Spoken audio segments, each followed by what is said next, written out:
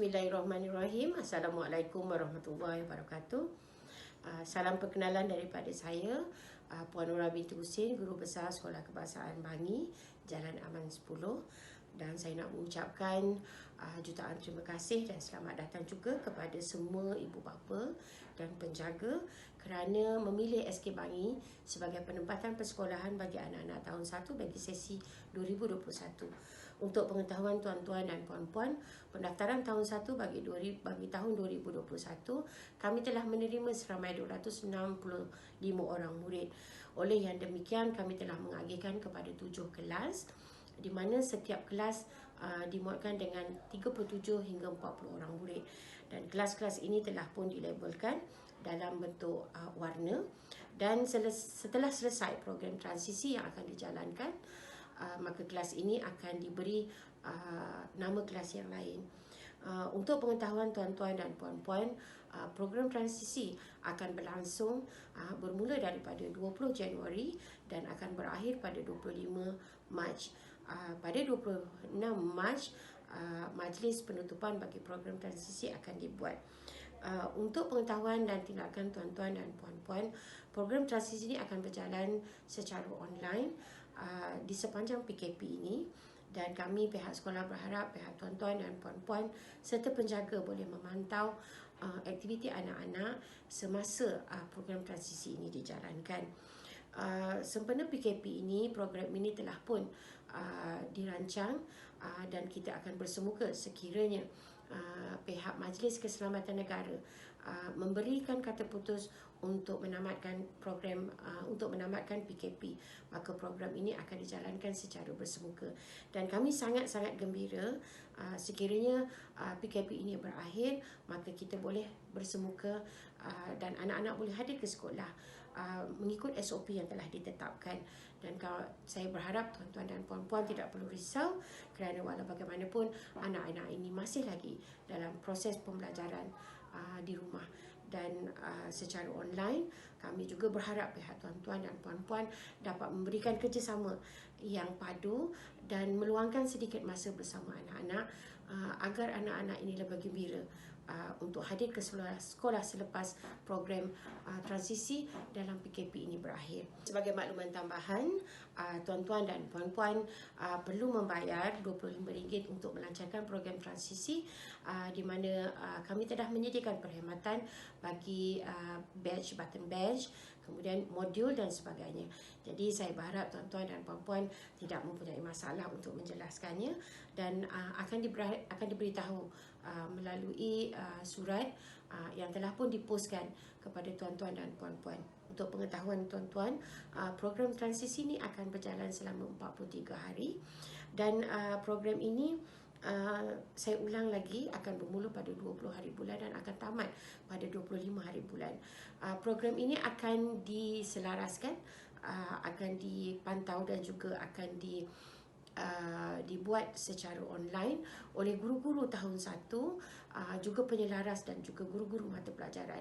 Dan saya berharap pihak tuan-tuan dan puan-puan tidak akan menjadikan ianya sebagai satu beban, malah jadikanlah ia sebagai salah satu daripada aktiviti di rumah bersama dengan anak-anak. Program transisi ini akan bermula 20, di mana pengisian itu akan dibuat oleh guru-guru itu sendiri, yang akan disalurkan melalui beberapa peranti, yang mana tuan-tuan dan puan-puan bolehlah membuka dan boleh menyelesaikan aktiviti ataupun pembelajaran transisi itu bersama dengan anak-anak tuan-tuan dan puan-puan. Di sini saya ingin nyatakan berkaitan dengan pentaksiran bilik darjah, di mana pada tahun 2019 amalan peperiksaan untuk pertengahan tahun dan juga untuk akhir tahun telah pun dimansuhkan. Kenapa peperiksaan pertengahan tahun dan akhir tahun dimansuhkan? Di mana konsep pembelajaran berorientasikan perkembangan anak-anak, di mana pembelajaran ini berorientasikan perkembangan anak-anak melalui keupayaan dan kecenderungan anak-anak. Menyemai nilai-nilai murni berbentuk rutin harian, di mana nilai-nilai murni yang kita dah terapkan kepada anak-anak perlu menjadi salah satu landasan kehidupan untuk menjadikan generasi lebih baik, di mana nilai-nilai ini perlu kita terapkan daripada sekarang, biar dia menjadi salah satu daripada perkara yang mesti dilakukan sebagai anak dan juga sebagai rakyat Malaysia. Pembangunan dan pembentukan karakter murid, di mana karakter murid ini boleh kita bentuk daripada seawal anak-anak ini, di mana dia boleh menjadikan ataupun dia boleh memperolehi sesuatu perkara yang baru yang boleh membimbing dia untuk mendapatkan satu karakter pada masa akan datang. So, pembelajaran yang menyeronokkan dan bermakna, di mana pembelajaran yang akan dibuat di sekolah, iaitu pembelajaran secara didik libur, di mana murid-murid ini akan rasa seronok untuk hadir ke sekolah dan tidak ada sebab kenapa murid-murid tidak mahu datang ke sekolah. Jadi PBD pada tahap 1, di mana pemasuhan tahap 1 seperti yang saya beritahu tadi, peperiksaan pertengahan tahun dan akhir tahun telah dimasukkan, pembinaan karakter murid, pembelajaran secara kolaboratif, di mana pembelajaran ini berlaku di antara guru dan anak murid itu sendiri secara dua hala. Murid-murid ini boleh mengutarakan dan boleh bercerita dan boleh memberi pendapat dan bersama-sama dengan guru untuk dapatkan sesuatu perkara di mana murid ini boleh meluahkan apa yang murid-murid ini rasa dan apa yang murid-murid ini fikirkan. Selain daripada itu, program ini juga menitik beratkan dan fokus kepada 4M, iaitu membaca, menulis, mengira dan menakul. Dalam program ataupun dalam fokus 4M ini, murid-murid ini perlu mendapat perkara-perkara yang asas, di mana menakul ini mereka memahami jalan cerita, mereka memahami dan boleh mengulas perkara tersebut melalui ayat mereka sendiri, melalui pendapat mereka sendiri. Jadi pembelajaran yang menyeronokkan mengikut kepada naratif baharu yang berfokus kepada murid, pembelajaran seperti abad 21 dan juga didik libur, di mana pembelajaran abad 21 ini mengikut kepada sistem ICT, di mana murid-murid ini perlu pandai untuk mengendalikan ICT bersama-sama program abad 21 ataupun pembelajaran abad 21 berserta dengan didik libur. Peluang belajar mengikut keupayaan, di mana mengupayakan kebolehan murid mengikut kepada kecenderungan. Bermakna kita mengajar murid mengikut kepada cenderungan dan minat. Sebab kita tidak boleh menetapkan siapa, bagaimana dan apa yang perlu dia buat, tetapi kita mengikut kepada kecenderungan murid. Dan sebagai ibu bapa dan guru, kita kena faham bahawa murid-murid ini mempunyai kecenderungan untuk mengupayakan diri mereka untuk masa hadapan. Amalan rutin harian, di mana nilai-nilai murid itu diterapkan sebagai landasan kehidupan yang perlu diamalkan oleh anak-anak ini sehinggalah dewasa dan sampai bila untuk menjadikan generasi ini jadi generasi yang lebih baik. Penilaian melalui PBD, di mana tahap menguasai penilaian dan sasia, di mana PBD untuk tahap ini perlu menguasai tahap-tahap yang telah ditetapkan, iaitu tahap 1 sehingga 6, di mana juga kita akan menilaikan dari segi penilaian sasia. Mengurangkan bebanan peperiksaan, di mana murid ini akan mengurangkan stres, akan lebih kurang stres dan tetap menjadikan mereka ini lebih baik, di mana mereka terus untuk menjadi orang yang lebih baik daripada sekarang untuk masa akan datang. Jadi tekanan-tekanan ini akan meringankan murid-murid ini daripada belajar, kerana mereka belajar mengikut kepada nilai murni yang telah ditetapkan di dalam silibus masing-masing melalui objektif yang akan dicapai. Surat siaran perkeliling Kementerian Bilangan 14 tahun 2018 pada 19 Disember, pemasuhan amalan peperiksaan pertengahan tahun dan akhir tahun untuk tahap 1, 2 dan 3, di mana telah pun dimulakan oleh KPM pada tahun 2019. Sehubungan dengan itu, pelaksanaan PBD melalui aktiviti pembelajaran, di mana projek mudah seperti membuat buku skrap dan sebagainya, program bercerita, membaca dan bercerita untuk mengetahui tahap penakul anak-anak tersebut. Kemudian melalui kuis, di mana kita akan menilai anak-anak ini melalui kuis, di mana adakah mereka mencapai ataupun tidak tahap yang telah kita tetapkan. Kemudian melalui permainan, melalui main peranan seperti berlakon dan sayembara dan lain, aktiviti lain yang bersesuaian mengikut kepada aktiviti yang telah ditetapkan oleh cikgu di dalam buku-buku aktiviti dan juga di dalam silibus untuk mata pelajaran tersebut. Projek-projek seperti mudah yang selalu kita buat oleh guru pada murid adalah melalui aktiviti pemerhatian, di mana kita akan merekod beberapa anekdot, kemudian senarai semak, bersoal jawab, kemudian pentaksiran kendiri dan juga pentaksiran rakan sebaya.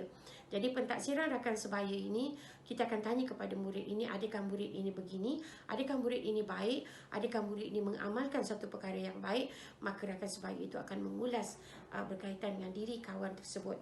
Okey, peranan guru dalam pentaksiran pula, di mana dia akan menentukan objektif itu tercapai, di mana objektif yang telah ditetapkan di dalam sukatan pelajaran perlu dicapai oleh murid-murid ini. Okey, kemudian memastikan terdapat perkembangan dalam pembelajaran murid. Murid mesti menguasai pembelajaran, murid mesti menguasai tahap-tahap yang telah ditetapkan. Untuk memastikan murid itu mencapai tahap-tahap tersebut, maka cikgu akan menilai murid ini melalui instrumen yang telah ditetapkan dalam pentaksiran bilik darjah. Memberi ulasan pembelajaran murid bermakna berkemahiran, sikap, nilai dalam ruang balasan guru dalam template pelaporan. Maka apabila selesai sahaja, maka PBD akan dibuat sebanyak 2 kali dalam setahun, di mana guru-guru akan membuat sedikit ulasan berkaitan dengan pencapaian anak-anak, sasiah anak-anak, nilai-nilai yang telah kita terapkan, adakah ia menjadi amalan. Maka cikgu akan membuat sedikit ulasan pada template PBD tersebut, iaitu pelaporan. Menyediakan bahan PDP yang bersesuaian, di mana bahan PDP yang digunakan itu mestilah bersesuaian mengikut kepada aktiviti dan juga mengikut kepada tahap dan juga mengikut kepada objektif. Untuk pengetahuan tuan-tuan dan puan-puan, pada tahun 2019 Linus 2.0 telah pun dimansuhkan, di mana telah digantikan dengan PBD, di mana Linus ini kita anggap sebagai satu perkara yang mungkin tidak beberapa sesuai setelah PBD kita laksanakan, di mana apabila Linus itu telah dimansuhkan, maka telah diwujudkan di mana PBD, di dalam PBD itu terdapat penguasaan tahap, tahap penguasaan umum, di mana tahap 1 adalah murid tahu perkara asas atau memberi respon terhadap perkara asas. Perkara asas itu adalah perkara yang selalu dibuat, selalu yang murid lakukan, yang basic, yang di mana amalan-amalan baik itu dilakukan pada setiap hari. Kemudian pada tahap 2, murid tahu perkara asas, memberi respon terhadap perkara asas tersebut. Untuk tahap 2, murid menunjukkan fahaman dengan menjelaskan sesuatu perkara yang dipelajari dalam bentuk komunikasi. Sebagai contoh, kalau sekiranya ada tetamu datang kat di rumah, maka pada asasnya kita mesti menghormati tetamu. Itu adalah tahap 1, di mana murid perlu menguasai kemahiran tersebut, di mana mengamalkan nilai-nilai untuk menghormati tetamu yang hadir ke rumah. Kemudian bagaimana cara dia mengekspresikan ataupun respon pada perkara asas tersebut apabila tetamu hadir ke rumah, perlu menghormati dan juga perlu diekspresikan dari segi percakapan dan juga perbuatan. So di situ murid-murid lebih faham cara menghormati yang bagaimana, yang perlu kita luahkan, yang perlu kita hadirkan bersama dengan perbuatan. Okey, untuk tahap 3, murid menggunakan pengetahuan untuk melaksanakan sesuatu kemahiran pada sesuatu situasi. Okey, sebagai contoh, kalau tetamu hadir ke rumah, pertama kita perlu menghormati tetamu. Bagaimana cara menghormati tetamu? Kita perlu bercakap dengan keadaan yang baik, perlu menghormati tetamu, bagaimana kita perlakukan tetamu itu dengan cara yang terhormat. Kemudian kita melaksanakan sesuatu kemahiran mengikut situasi. So, cara macam mana kita meraihkan tetamu itu datang ke rumah, bagaimana cara kita menghormatinya adalah dengan cara kita menyediakan menyediakan air atau menyediakan kuih-muih untuk tetamu tersebut. Okey, jadi di situ murid-murid itu lebih faham dan lebih nampak tersusun, di mana mereka tahu bagaimana sepatutnya menghormati tetamu, bagaimana cara dia mengekspresikan kelakuan dan juga bagaimana dia meraihkan tetamu tersebut. Pada tahap 4, murid menggunakan pengetahuan pelaksanaan sesuatu kemahiran iaitu mengikut prosedur secara analitik dan sistematik. Jadi untuk tahap 4, maka murid dah mengetahui apabila adanya tetamu perlu menghormati, perlu meraihkan dan perlu berkata dengan baik dan komunikasi yang baik. Jadi pada tahap 4, mereka telah pun mendapat sesuatu perkara yang baru. Jadi apabila tetamu akan datang pada waktu yang lain, mereka dah tahu bagaimana cara untuk mereka melaksanakan perkara tersebut secara sistematik. So perlu menghormati dan perlu berkomunikasi dengan baik dan perlu meraihkan tetamu tersebut. Pada tahap 5, murid menggunakan pengetahuan dan melakukan sesuatu kemahiran pada situasi baharu dengan mengikut prosedur sistem serta tekal untuk bersikap positif. Seperti yang saya cakap tadi, murid-murid ini perlu dan tahu apabila berlakunya pada satu keadaan yang lain, bila tetamu hadir, mereka tahu apa yang mereka perlu buat. So pada tahap 5, murid berupaya menggunakan pengetahuan dan kemahiran sedia ada untuk digunakan pada situasi baharu secara sistematik, bersikap positif, inovatif dan juga kreatif dalam menghasilkan idea baru serta boleh dijadikan contoh. So murid ini akan secara tidak langsung apabila dia mengamalkan satu sistem ataupun nilai-nilai yang baru secara sistematik dan menjadikan amalan, dan murid ini boleh dijadikan sebagai contoh kepada yang lain. Jadi untuk menguasai satu tahap, apabila murid ini menguasai satu tahap di mana dia telah pun mencapai satu tahap 6, maka murid ini boleh dijadikan sebagai contoh kepada murid lain. Oleh yang demikian, kita kena faham bahawa PBD ini kita nampak mudah, tetapi amalan ini secara berterusan dan perlu dokongan daripada ibu bapa untuk menjadikan ia sebagai amalan kehidupan seharian sehingga dewasa kelak, untuk menjadi generasi yang lebih baik.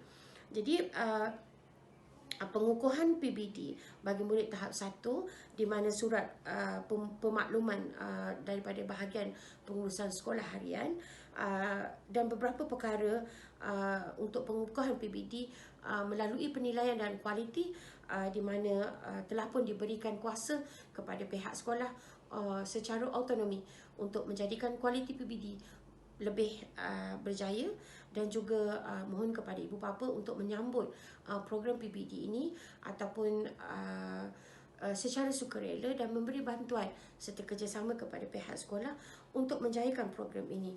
Dan saya berharap untuk program ini juga murid-murid perlu lebih berinovasi, berkreatif dan boleh berkehendak kepada sistem yang telah disediakan dan juga berkehendak untuk masa depan. Jadi saya berharap kepada tuan-tuan dan puan-puan jelas dengan apa yang telah diberikan, dan saya berharap dua perkara yang telah saya maklumkan iaitu berkaitan dengan transisi dan juga PBD, saya mohon kerjasama daripada tuan-tuan dan puan-puan untuk menjayakan program ini, seterusnya bekerjasama dengan pihak sekolah. Sekiranya tuan-tuan ada apa-apa yang muskil atau kurang faham, tuan-tuan bolehlah melayari page FB SK Bangi Rasmi. Itu ada link yang tuan-tuan dan puan-puan boleh bersama-sama dengan kami untuk menyatakan apa yang puan-puan, pendapat tuan-tuan dan puan-puan untuk penambah baik dan juga untuk berkongsi bersama pengalaman tuan-tuan dan puan-puan bersama sekolah. Saya sebagai guru besar Sekolah Kebahasaan Bangi dan juga mewakili semua warga SK Bangi mengucapkan jutaan terima kasih, dan juga kami mohon kerjasama daripada semua ibu bapa dan penjaga untuk menyambut aktiviti dan bersama-sama menjayakan aktiviti yang telah dirancang untuk kecemerlangan anak-anak tuan-tuan dan puan-puan. Dan dengan ini saya sudahi dengan Assalamualaikum warahmatullahi wabarakatuh dan sekian, terima kasih.